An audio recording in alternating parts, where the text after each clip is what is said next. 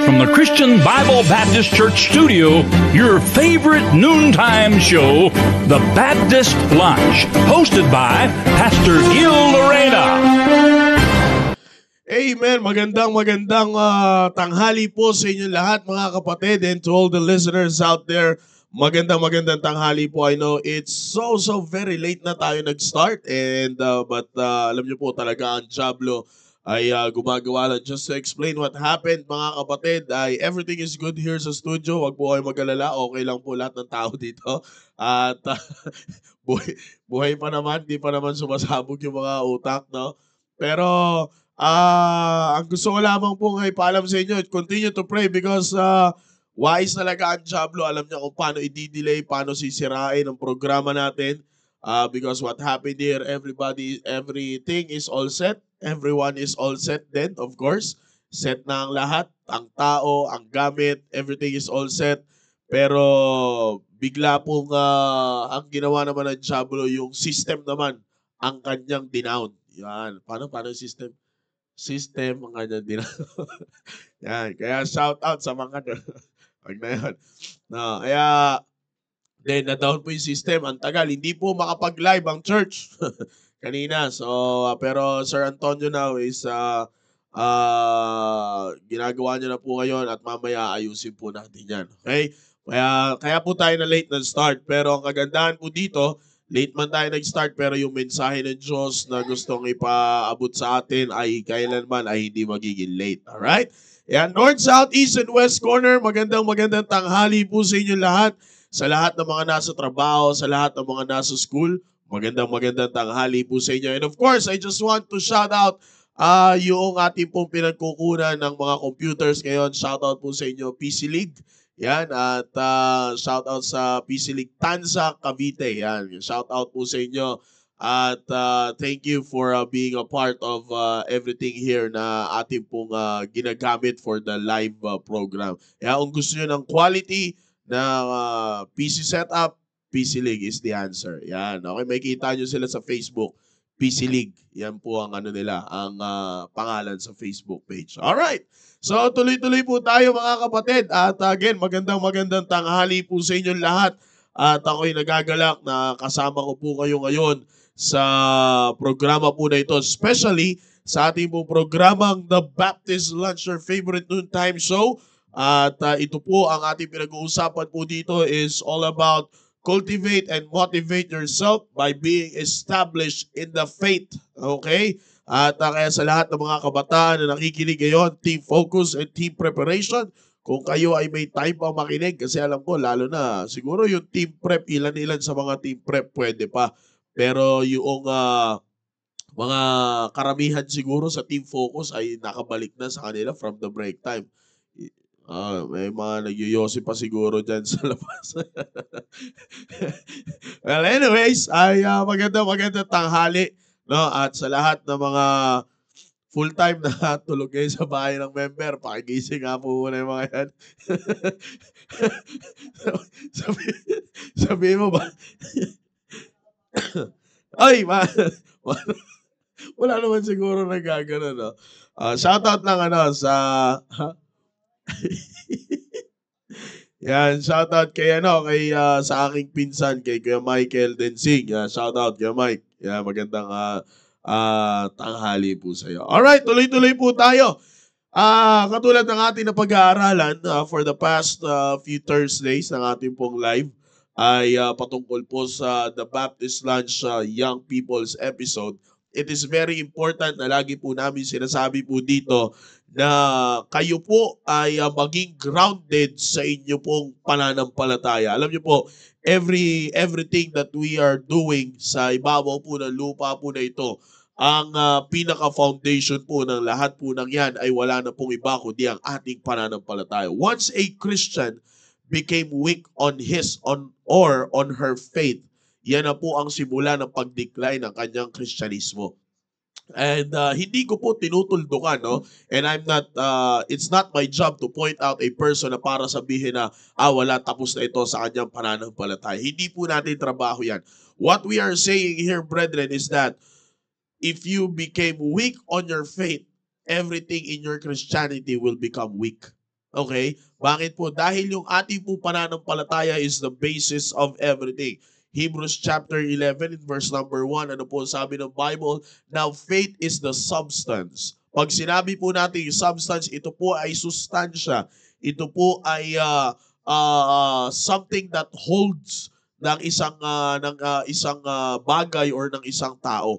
Kaya mga kapatid, nais ko po kayong muling i-remind na sa lahat ng mga kapatiran po natin, the young people, ikaw man ay team focus, ikaw man ay team preparation, just always put this in your mind that without faith, it is very impossible to please Him. And I want to park on these three famous verses regarding faith. Actually, marami po tayong mababasa verses about faith, but I just want to park on this three verses na aking po babanggitin po ngayon in order for me to be a blessing to all the young people out there ngayon na nakikinig.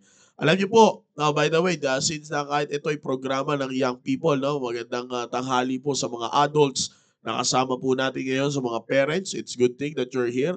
Hindi man to naabutan ng inyong mga anak, pero at least nandiyan po kayo. No? Yung mga fathers na nakikinig, yung mga mothers, ay pag-uwi ng inyong mga anak, bago nyo hambalusin muna. Bago kayo magalit muna sa kanila, panoorin nyo muna ng The Baptist Lunch. Yan, para magayaan yung pinakamagandang salubong sa kanila. Alright. Now, alam niyo po, pag ang isang kabataan ay naging weak sa kanyang pananampalataya, ay katulad nga po ng sinabi ko, as the world is getting stronger on his arsenals, ay dapat ang isang kabataan ay meron ding matinding panlaban. Alam niyo po kung bakit? Sapagkat as far as my observation is concerned, akin lamang naman po ito mga kapatid, no? As far as my observation is concerned, as you observe those things that is happening around us ngayon, sobrang lakas po ng pang-come-ons ng mundo po na ito sa ating pong mga kabataan. Actually, ang sabi ko nga po, ito ay sa akin lamang, and as far as I see it, parang ang mundo ay bumigay na sa pagkuha niya sa attention ng mga adults. Yeah. Ngayon, ang ginagawa na lang ng mundo, kumbaga, napapalambot niya ang mga adults, napapabigay niya ang mga adults, bumibigay. Like for example, bumibigay ang mga magulang. Kaya nga gano'n na lamang po yung warning sa atin ng ating pastor. Bumibigay na ang mga magulang sa kadahilanan sa sobrang lakas na ng mga kabataan ngayon sa mga bagay na nangyayari sa mundo. Like, pag iniwanan mo ang isang young man, isang young lady with all the gadgets around him, around her, parang it is very easy for her or for him na, wala na to. Ito na yung pinakahuli ng kanyang buhay. Ito na, parang dun magtatapos ang lahat. Parang lahat ng mga bagay na nangyayari sa kanyang paligid ay nandoon na hindi mo na makikita yung salita ng Diyos. Kaya nga kung mapapansin nyo po, no? Kung mapapansin nyo, dito sa ating programa, lagi natin sinasabi, you have to be established on your faith. Bakit? Kasi kapag na-establish ka, kapag naging establish ka sa iyong faith, no? Kapag naging establish ka sa iyong faith, mahirapan kang ma-attract ng dyablo. Bakit po? Because faith is the substance of things hoped for, the evidence of things not seen. Ang kabataan kasi ngayon, ang nangyayari sa mga kabataan ngayon is this. Gusto nila, kung ano lang yung makikita nila, yun na yung parang gusto nila na yung iniisip nila, yung gusto nila mangyari, nakikita nila kaagad. Kaya nga, hindi silang ma-attract, mahirap ang mga kabataan, ma-attract doon sa sinasabi mo na, sige lang, magtrabaho ka lang at later on, makukuha mo yung gusto mo. Alam niyo po ba, ang mga kabataan ngayon ay hindi mo na, di ko naman nilalahat, pero there are some na siguro ay natutuwa pag nasasabihan ng kailangan mo magtrabaho ng maigi. If you really want this, you've got to work hard. Now, a lot of young people nowadays, gusto nila, pag ginawa ko to, dapat nandiyan na yan. Ika nga, sabi nga natin sa mga business world, sila yung mga one-day millionaire na tinatawag. Di ba? Yung tipong kaka-apply mo pa lang, tapos natanggap ka kinabukasan, gusto mo may 1 million ka agad. Yung mga ganun pa. Di ba? May mga ganun, a lot of young people ay ganun. Kumbaga, Gusto ko yung ipapagawa mo sa akin, nakikita ko kaagad. Diba? Kaya ang mga kabataan, ano nangyayari? Since that they have that kind of mindset nowadays, ang nangyayari ngayon sa mga kabataan, they are trying to do things in their own way na. Mapa-team focus, mapa-team preparation. And the saddest thing about it, they forgot this one. Di ba? Nakalimutan na nila mga kapatid, yung pinaka-foundation na kailangan mo palang buksan ito para malaman mo kung ano yung dapat mong gawin. Kaya nga mga kapatid, sa mga young people na nandito na kasama natin ngayon, to all those team focus and team preparation that are listening right now, it is very important for you to be established in the faith. For you na kahit wala ka pang makita, okay ka lang. Yung kahit hindi mo pa makita, parang sinasabi mo, yeah, I can get it someday. God will give it to me someday. God will bless me on this one someday. Yung ganun mga kapatid, para hindi mo masyadong minamadali ang buhay mo. A lot of young people they are rushing their life. Kaya nga, pag napunta na sila sa ganung stage, ano ang kanilang gagawin? Diskarte na. Ano na yan? Ano nga yun? Diskarte o diploma. Yun na yan. Kakalimutan na nila. Kaso ang nangyayari, hindi na nila naalala na para magkaroon ka ng diskarte, ang kailangan mo, Biblia. Di ba? Bakit? Pag pumunta ka sa Biblia, tuturuan ka ng tamang diskarte. Ano yun? Yung maging established ka sa pananampalataya mo. Kasi kung diskarte lang ang nasa isip mo bilang isang kabataan, tuturuan ka ng mundo na ito ng diskarte. I'm telling you, magaling mang-fake ang diskarte ng mundo na ito. You think that you're doing right now is right, but if you will look at the Bible, you're doing wrong. Diba? Ginagawa mo na yan ng mali. You're doing it wrong na. Bakit? Because ang natutunan mong diskarte ay hindi siya grounded sa Biblia. Kaya nga, anong pinakamaganda? You have to be established. You have to be grounded in the faith. Bakit? For you to see those things na gusto mong mangyari sa buhay mo, you've got to establish yourself first in the faith. Kung maalala nyo po, nabanggit ko ito. Yung paglago mo, pagdating sa pananampalataya mo, is a step-by-step process. Kung nasa step 1 ka, pag-igihin mo. Nasa step 2 ka, pag-igihin mo. Hanggang sa makarating ka doon sa gustong mangyari ng Panginoon sa'yo. Kaya nga mga young people, sa mga young people na nakikinig dyan, team focus and team preparation, you've got to really establish yourself in the faith because that is only the substance of the things hoped for. Yung gusto mong mangyari sa'yo, yung pinapangarap mo na mangyari sa'yo, yung pinapanalangin mo na mangyari sa'yo, the only key for you to reach that goal is to be established in the faith, to hold on to the faith, to depend on what you do not see. Diba? Sabi ko nga ang gusto ng kabataan ngayon kung ano yung gusto ko makuha, dapat nakikita ko na yan. Paano nga pag hindi mo pa nakikita? Will you still be able to establish yourself in the faith? Diba? Now, tingnan nyo po, bakit napakahalaga po na maging established tayo ng faith?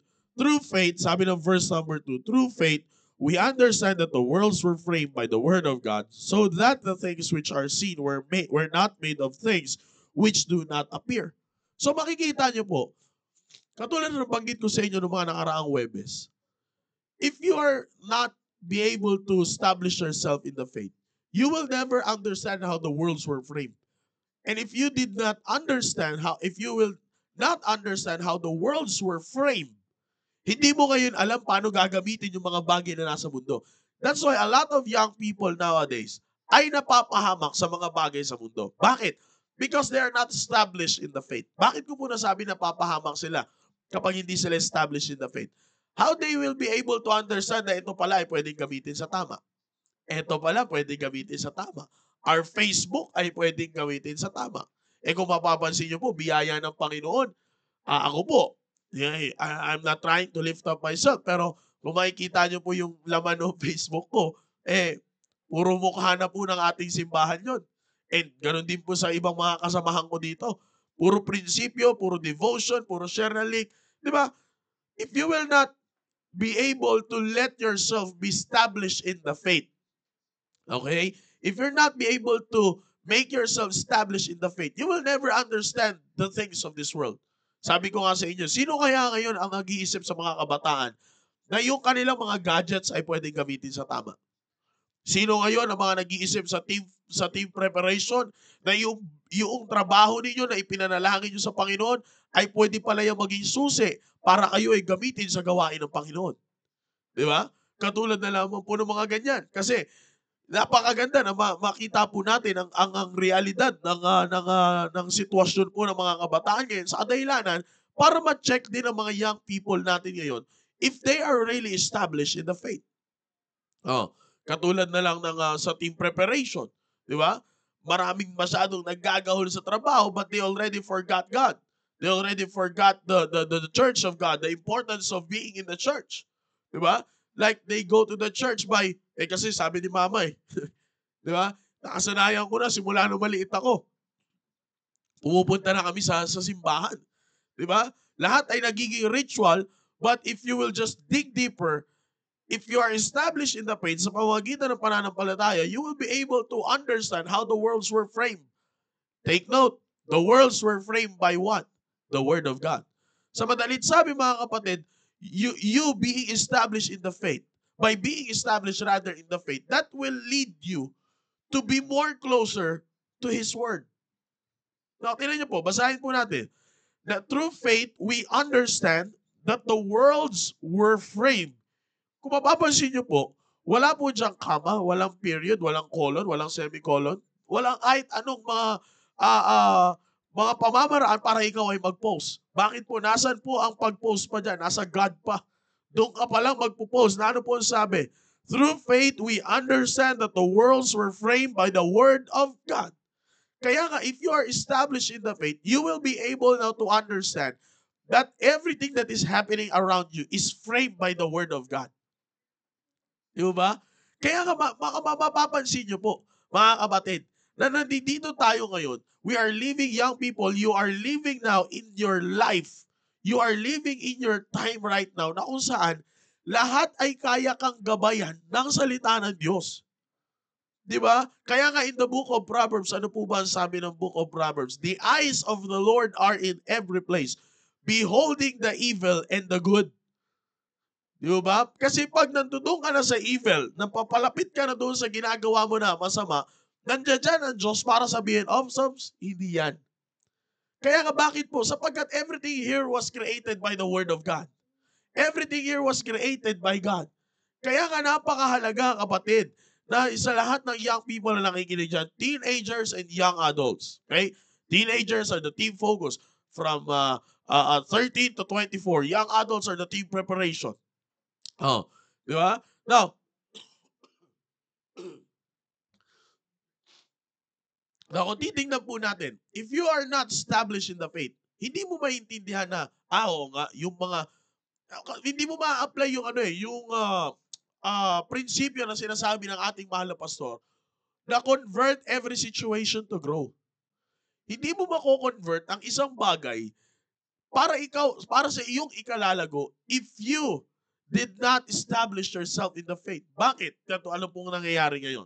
O pagdating sa team focus, sabi ko nga kahapon sa ating preaching, kapag naiiwan ka na at napapansin mo ikaw na lang mag-isa, anong ginagawa mo? You're joining them na. Sa team preparation, sa mga working dyan, ang hirap mag-stand sa trabaho.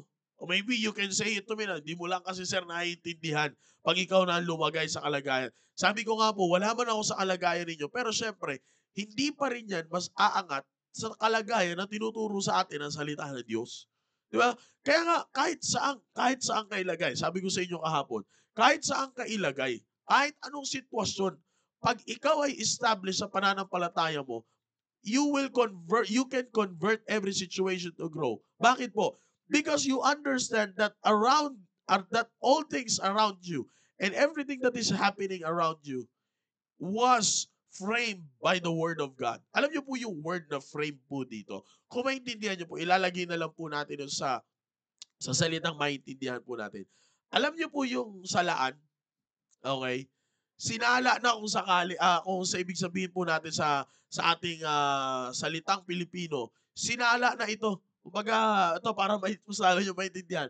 Kapag nagluluto kayo ng pansit canton, naalala nyo po ba yun? Di ba yung, anong tawag doon? Yung sa, ano yun? Strainer? Oo, strainer ba tawag doon? Yeah. Di ba? kukulo yung tubig, ilalagay mo yung pancit canton doon.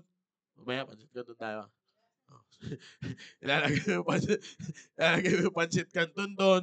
Naka-ready na yung malamig na tubig. Tubig. Yan. Sige, naisahan mo ako Hindi, yung pancit canton. Kumulo yung tubig, lalagay mo yung pancit canton doon. Pag okay na, pag mataba na yung tubig, ganun kasi magluto dito eh. Akala ko kulang, mangingi na sana ako ng cheese tsaka ng cream. Gagawin ko ng carbonara eh. uh, pero pag alam mo nang pwede na yung noodles, ano ang gagawin mo ngayon? Isasalang mo yun sa strainer. Yung tubig, para ang matira, yung purong kanton. Di ba? Yung pancit canton na lang, yung pinaka-noodles niya na lang ang matitira. Pero subukan mo na yung pancit canton, kahit may konting tubig lang dyan, pag nilagay mo na yung seasonings niyan lahat, hindi mo may enjoy yan kahit anong sarap ng flavor, anong sarap niyan. Hindi mo may enjoy yan. Bakit? Kasi nandoon kapatid yung nandoon yung hindi nasala lahat. Now, ganyan po ang ginawa ng Panginoon. When God created everything here, everything is good. Bakit po? Sala na lahat eh. Sinala niya na lahat na ito lang ay purong ginawa ko para sa ganitong purpose. Now, the world right now is trying to twist that. The world right now is trying to pervert everything kung paano ginawa ng Diyos. Famous example, kasarian ng tao. The world right now is trying to impose na 3 ang kasarian kahit 2 lang ang nilikha ng Diyos. Di po ba? Now, if you are not established in your faith, how will you understand that the worlds were framed by the Word of God? So ngayon, ano ang gagawin mo ngayon? Okay, ito na pala yung, tatanggapin mo na lang, mapupunta ka doon sa sitwasyon na ito na pala, sige, ito na uso ngayon okay, join na lang ako. Familiar, di ba? Young people, that is the reality that is happening to each and every young people nowadays. Mapati focus, mapati preparation, sabi ko kahapon sa preaching, nandoon na kayo sa stage na madali na lang mag-compromise. If you look left, nandiyan dyan. If you look right, nandiyan dyan. Front and back, nandiyan dyan. Nandiyan dyan ang lahat ng mga bagay na pwedeng mag-tempt sa inyo for you to compromise things. But if you will establish yourself in the faith, kahit saan ka dalhin ang trabaho mo, team preparation, kahit anong come-ons ng Diablo sa iyong pag-aaral, team focus, you will remain grounded because you understand that the worlds were framed by the Word of God. Umaga, pag alam mong hindi na yan, malalaman, didetect mo agad na, ito, hindi ito para sa akin. Bilang isang Kristiyano, hindi ito para sa akin. Bilang isang team focus, hindi ito para sa akin. Maaaring, pag ginawa ko to, matutuwa ang teacher ko, matutuwa ang mga kaklase ko, pero hindi matutuwa ang magulang at ang Diyos ko. Ganon din naman sa team preparation. Maaaring magandang posisyon na ito, but let me check first. Baka naman maapektuhan na yung pananambahan ko. Baka naman maapektuhan na yung pagtatrabaho ko sa area. I'm not saying na mag-stop ka sa iyong ginagawa. But I want you to weigh things, team preparation. Because God blessed you by giving you a work, by giving you a position in your job. At hindi ka i-bless ng Panginoon kung alam ng Panginoon, makaka-apekto yan sa ginagawa mo para sa Kanya. Kung alam ng Panginoon na ginagamit ka niya, di ba? Bibigyan ka ba niya ng trabaho, ng isang posisyon na makaka-apekto sa paggamit niya sa'yo? Of course not. But kaya nga, sa lahat, hindi pwedeng maging kontra lahat ang gusto mangyari ng Diyos para sa'yo sa gusto mo mangyari. Magiging kontra lang ang lahat kapag ipinilit mo yung gusto mo sa gusto mangyari ng Diyos. Ganun lang po magiging kontra lang. Pero hindi ka mapupunta sa ganung klaseng sitwasyon if you are established in the faith. Di po ba? Ganun lang po kasimple yun. Kaya kasabi ko sa inyo, you will be able to understand na these things, ganito pala dapat gawin yan. Itong bagay na ito, itong pangyayari sa buhay ko na ito pala dapat ang gagawin ko dito. Bakit? You are established in the faith. O katulad na lang sa team preparation, alam naman natin kung anong klaseng stage na kayo. Kayo ay preparing for marriage na. Now, if you will establish yourself in the faith, ano po ang magiging tulong sa inyo yan? Maybe, alam niyo po, it seems na nung nakaraang forgot kung, I think that was Tuesday ba yun? Tuesday magkakasama kami. Tuesday, that was Tuesday. Na magkakasama, Monday, magkakasama kami sa nila Pastor Hill, no? Pinag-uusapan po namin yan eh. Na just, akala ng tao, akala ng team prep, mahirap yung paraan ng pag-aasawa dito sa simbahan. Actually, sa lahat ng mga fellow team prep na kasama ko before, alam natin yan. Mahirap kasi tama na eh. Mahirap kasi tama na. Madali lang kasi yung mga una dati, no? Ching, no? Madali lang yung una dati. Ha? Mira ka. Hindi mo kailangan ng iPhone dati. Ha? Nokia lang, oh. Ha? Diba? Yung mga vibration lang. Okay. Yung mga ganun lang, okay na eh. Oh. Hindi mo kailangan ng mga gadgets dati. Oh, ang kagandahan nga nun, verbal talaga eh. Oh, di ba? Wala ka, hindi mo kailangan ng ganyan. Ngayon, pambira talagang, akala natin yung mahirap. Because, tinan nyo po, ito, reality lang, team prep, reality lang. Sa lahat ng team prep dyan. Para lang ma-encourage ko lang kayo. Reality lang. Okay? Ito lang yan ang nangyayari dyan. Realidad ng buhay. Ito po yan. Hindi mo maintindihan na madali ang tama if you're not established in the faith. Ang alam mo ang madali, yung mabilis mong madiskartehan yung isang bagay. Di ba? Yung parang, ito yung gusto kong gawin at tapos magagawa mo agad. Yun ang sa mata ng tao, yun ang madali eh. Pero ang madali, dapat yung tama. Ngayon, ang nangyayari, ang mahirap, yung tama sapagkat hindi madali gumawa ng tama. Na supposedly, dapat madali lang gumawa ng tama. Kung nalito kayo, tawag po doon, laro sa salita. Okay? Kaya, tama. Kaya nga, sa mga team prep, kailangan i-establish mo ang sarili mo sa pananampalataya for you to understand that the proper way is the best way and the easiest way. Ngayon, sa panahon ngayon, anong gagawin? Kailangan 3 muna anak, 2 muna anak. Ito po shout out. Kung mayroon man nakikinig ng mga government officials natin dito, alam nyo naman po yan. Ano po ang palasak na nangyayari sa mundo ngayon? Ano ang magiging grounds of marriage pag buntis na? Diba? Pag sinabi na nabuntis mo ako, ganun na, panagutan mo ako, wala na. Ika nga, no choice ka na. Wala ka ng no choice. Diba? Yun ang nagiging grounds ng marriage ngayon. Kaya sa lahat ng team prep, you are so blessed. You have to accept the fact, the truth, that you are so blessed na mayroong isang programa na nagtuturo sa inyo na ito kailangan mo muna mag-i-establish sa pananampalataya mo. For you to prepare well while you are in the team preparation, establish yourself in the faith first. Minsan kinakabahan ka pag nabilang ka na sa team preparation, pambira mo, mahuhuli na naman ako sa kalendaryo nito. Sabi nyo si Ma'am Sai,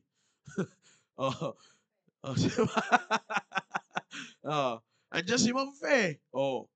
Di na nga sila kinikilig eh. Biro lang po. Di ba? Minsan ganun eh. Nasa team prep na ako, kailangan ganito na, kailangan sige. Pero ang kailangan mo muna makita dyan, you establish yourself in the faith first. Kasi nasa preparation stage ka pa nga eh. Pag nasa preparation stage ka pa, lahat ng pwede mong makuha for you to prepare well, get it. At isa sa pinakamagandang preparasyon sa lahat ng preparasyon mo habang ikaw ay nasa team preparation, yung pagiging establish mo sa pananampalataya mo. Yun eh. Kasi minsan, madali lang yan. After ng kasal, ano nang next? You will start your own family. Kapag hindi ka nag-start, kapag hindi ka establish sa faith, sa iyong pananampalataya, ano mangyayari if you start your family? You will be compromised things na lang. Lahat na ng mga bagay, kung compromise mo na, sige, okay na yan. Kasal naman na eh. Tapos naman na yan. Pwede na yan. Tanggap ka na natanggap. Diba? Kaya mahirap kapag hindi ka establish sa pananampalataya. Kasi, kaya nagiging mahirap kapag hindi ka establish sa pananampalataya. Ang mangyayari kasi ngayon, yung tama, katulad ng binanggit ko po, yung tama ang nagiging mahirap. Na dapat yung tama ang magiging madali. Diba? Ganun lang po yun, mga kapatid, sa lahat ng team preparation. I hope you understand that. Kaya ang kailangan ngayon is bago mo isipin na, ito, kailangan ko na nito, kailangan ko na ganyan. Check yourself, am I established in the faith? There's nothing wrong to ask yourself about that. To ask yourself that question na, am I established in the faith? Alright, halimbawa ngayon, nagpaplano ka na mag-asawa. Sa lahat ng mga nagpaplano mag-asawa, di naman masama kung tatanungin mo muna ang sarili mo Panginoon, gusto ko na po pumasok sa married life. You think I'm established in the faith? Na if God will answer, kabahan ka na. Alam mo sa atin, yung kulas theology ngayon natin. Diba? Sa doctrine of prayer, sa Rudy, tinuturo ay yes, no, tsaka wait. May pangapat na Tatawanan. Tatawanan ka na lang ng Diyos Ganun yung Hindi. Kidding aside. Kidding aside, mga kapatid. Ganito yan. Ask yourself a question. There's nothing wrong with that. Ask yourself a question. Am I established in the faith? Hindi naman yan masasagot ng mga taong nasa paligid mo Ang makakasagot yan, ikaw at ang Diyos lang. Kayong dalawa lang ng Diyos nag-uusap yan The people around you cannot say na, except for the pastor, siyempre, binibigyan ng wisdom ng Diyos yun And sa mga sa mga, the people around you, hindi pwede sabihin na, ito hindi pa established sa pananampalataya yan. Diba? But what I'm saying is this, brethren. The people also can say na, okay yan. Bakit? Kasi alam niyo po ba, young people, ito yan. Kapag established ka sa pananampalataya mo, makikita yan sa actions mo If you are really established in the faith, if you are really grounded in the faith, makikita po yan sa iyong kilos, sa iyong salita, how the way you talk, how the way you walk, and how the way you act. Makikita po yan sa iyo kapag established ka sa pananampalataya mo. Kaya minsan, matutuwa rin ang tao para sa mga natatanggap mong blessing Bakit? Ay, ano yan? Bunga yan ng blessing ng kanyang pagiging established sa faith. Di ba? Matutuwa ang tao sa ganun. Kaya nga, young people, team focus, team preparation, you've got to establish yourself in the faith. Bakit po? Para maintindihan mo ang lahat ng mga pangyayari sa buhay mo, sa paligid mo, lahat yan ay frame. Sinala na yan ang salita ng Diyos. Diba? Kaya hindi mo kailangan lahat tanggapin dyan kasi yung iba dyan ay hindi kasama sa pagsala. Sala lang yung iba dyan. Pero hindi yan kasama sa pagsala. Diba? Kaya dapat ang matitira sa iyo yung purong gustong mangyari ng Diyos. And you will never understand that if you're not established in the faith. Lastly, verse number 6. Ano po ang sabi? But without faith, it is impossible to please Him. For he that cometh to God must believe that He is, and that He is a rewarder of them that diligently seek Him. Know your purpose. Diba? Ano ang purpose mo? Bakit mo ginagawa ang isang bagay na yan? If your purpose is just to please yourself and to get what you want, kapatid, hindi yan i-reward sa'yo ng Panginoon. Bakit? Because doing things on our own way to get your own purpose and just to reward yourself, that shows na hindi ka established sa pananampalataya. Bakit? If you're established in the faith, your only goal as a young people is to please God. And God will reward everything. God will reward you with everything. Bakit? You are diligently seeking Him. By what? By being established in the faith. Are you? Diba? Are you diligently seeking God in your life right now, young people? Team focus, team preparation, are you? Are you diligently seeking Him? Sabi ko nga, by being established sa pananampalataya na meron ka. Diba? Doon mo malalaman that you are diligently seeking God na okay, di bali na hindi maging ganito, di bali na hindi maging ganyan. Ang pinakamaganda, maayos ako sa harap ng Diyos. Ba? Ganun lang po yan. Alam nyo, there's nothing wrong, there's no one na excuse dito sa bagay po na ito.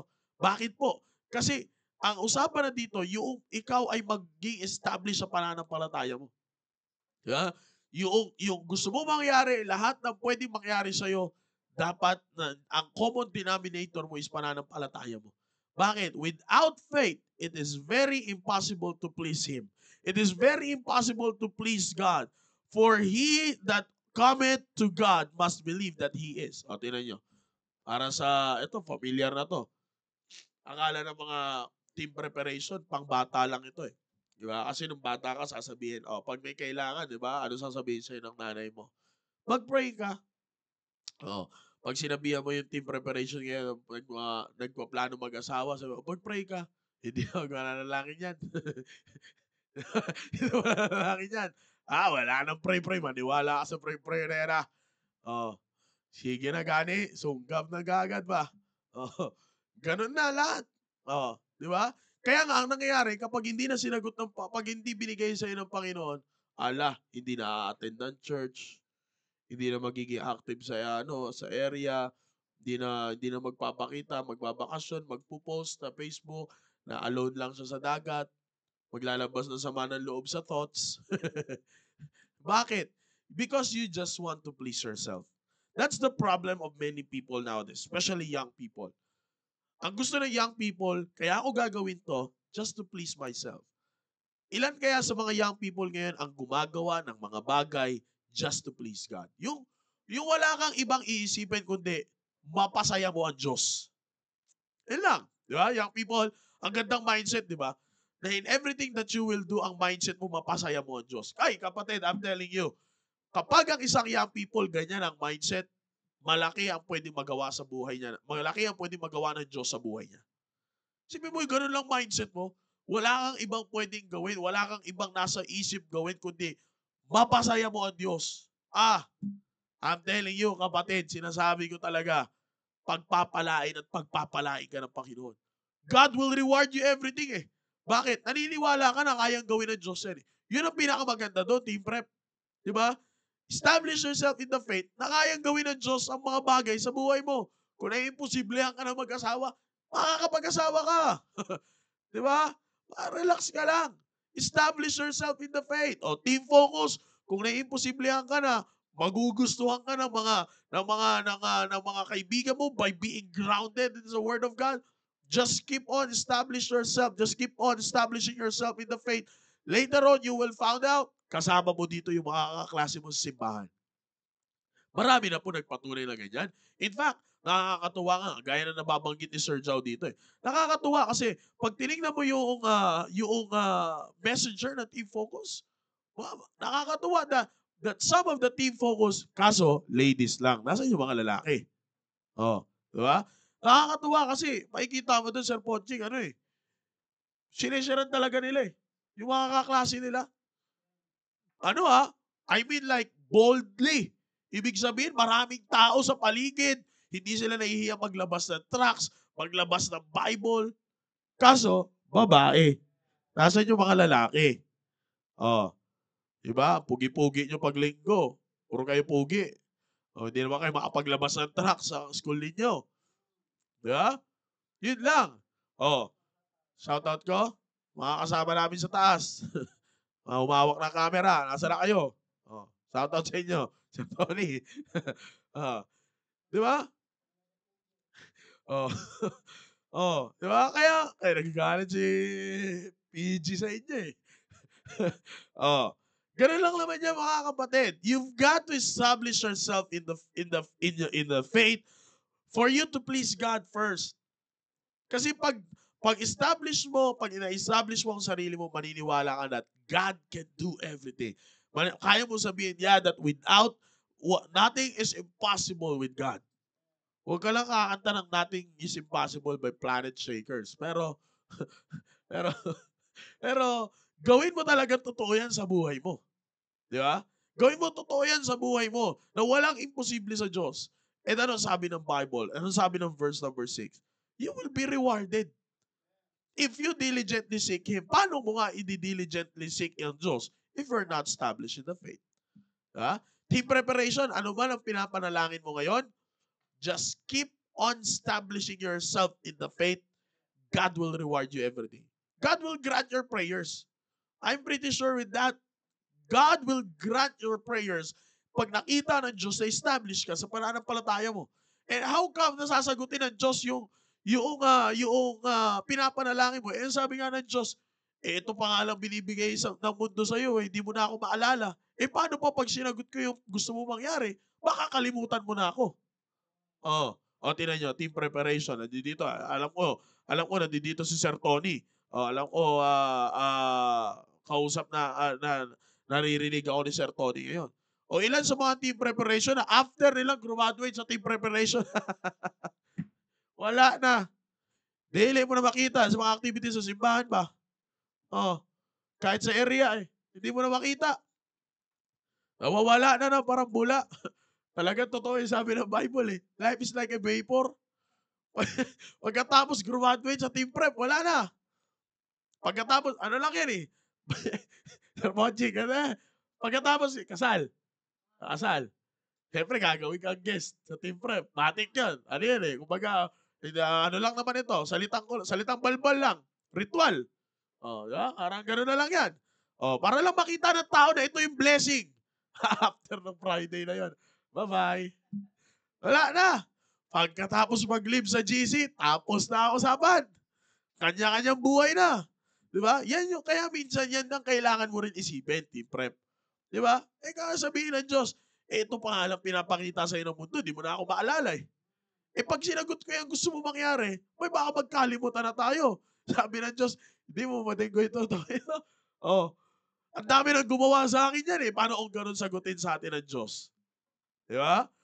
Oh, ano mangyayari ngayon? Oh, you see that?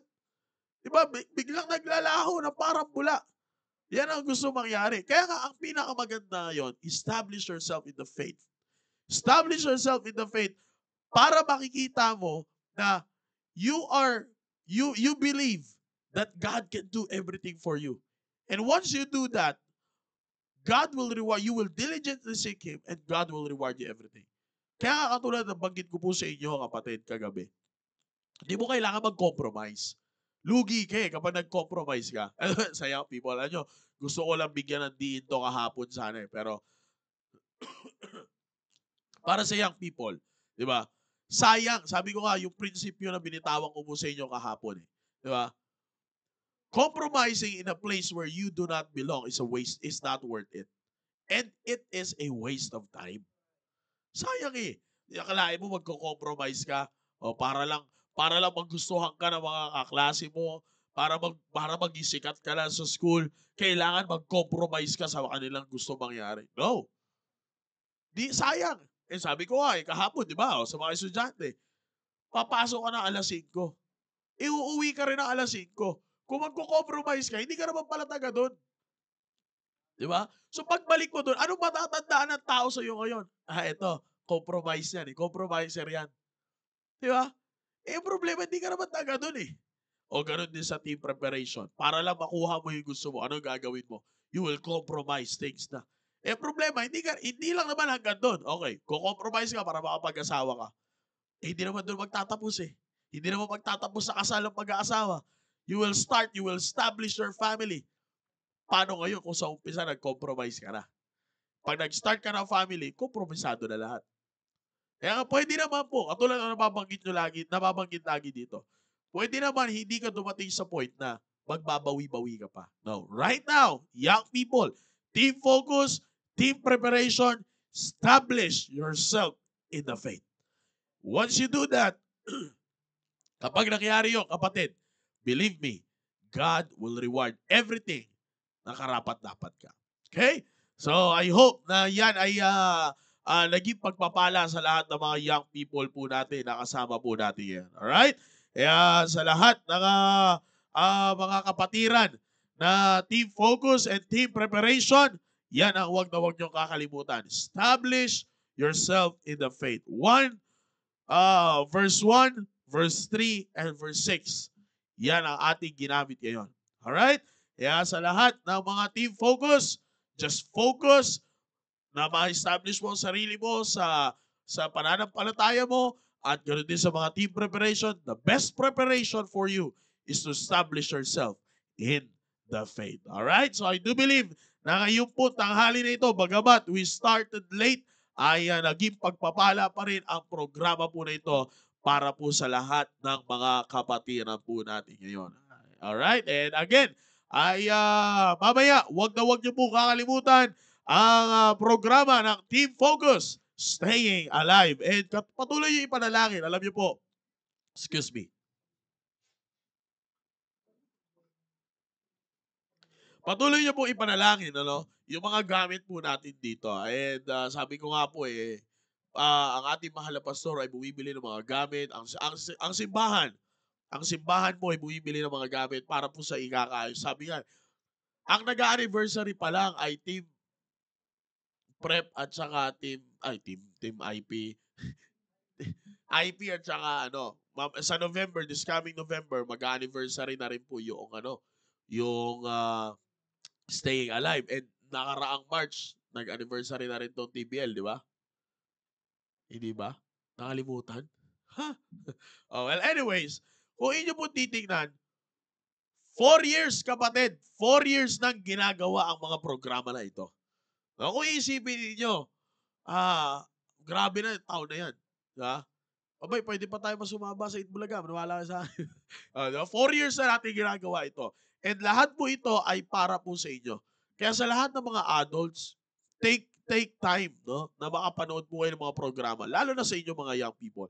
Everything that is happening ng mga programa natin, 4 years na. For 4 years straight, by the grace of God, ginagawa. Kaya patuloy niyo po ipanalangin, lalo na yung mga ginagamit ng tao, yung mga ginagamit po na tao dito actually, ay yung mga full-time ay talagang binamanage namin talaga yung rotation para at least ay makapaglingkod pa rin sa area.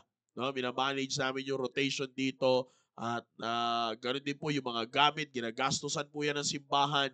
Kaya patuloy niyo po ipanalangin kasi katulad na nangyari kanina, everything is set eh.